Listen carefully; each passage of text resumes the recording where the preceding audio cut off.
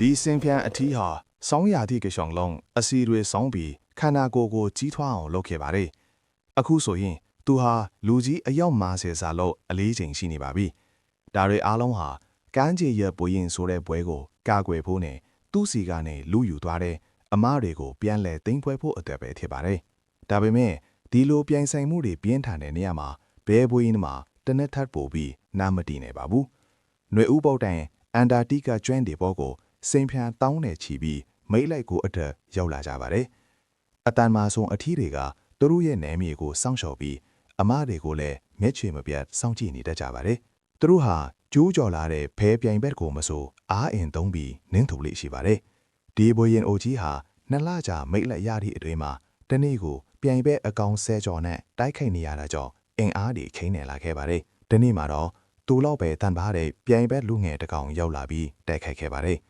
10မိနစ်ကျော်ကြာတိုက်ခိုက်ပြီးတဲ့နောက်မှာတော့အားအင်ပိုရှိတဲ့လူငယ်စင်ပြန်ကအနိုင်ရသွားပြီးဘွေရင်အိုကြီးဟာကမ်းခြေကနေထွက်ခွာသွားခဲ့ရပါတယ်။ဒါပေမဲ့ဘွေရင်အိုကြီးဟာအရှုံးမပြီးပဲချောင်းမြောင်းတိုက်ခိုက်ဖို့ပြင်ဆင်ခဲ့ပါတယ်။ပြိုင်ဘက်လူငယ်ကအမတကောင်နဲ့မိတ်လိုက်နေတော့အာယုံလွဲနေတဲ့အချိန်မှာသူကပြန်လဲတိုက်ခိုက်ခဲ့ပါတယ်။ဒီတစ်ချိန်မှာတော့ဘွေရင်အိုကြီးဟာသူ့ရဲ့အတွေ့အကြုံနဲ့ခွန်အားကိုအဆုံးချပြီးပြန်လဲအနိုင်ယူကသူ့ရဲ့အမတွေနဲ့နဲမြေကိုပြန်လဲသိမ်းပိုင်နိုင်ခဲ့ပါတယ်။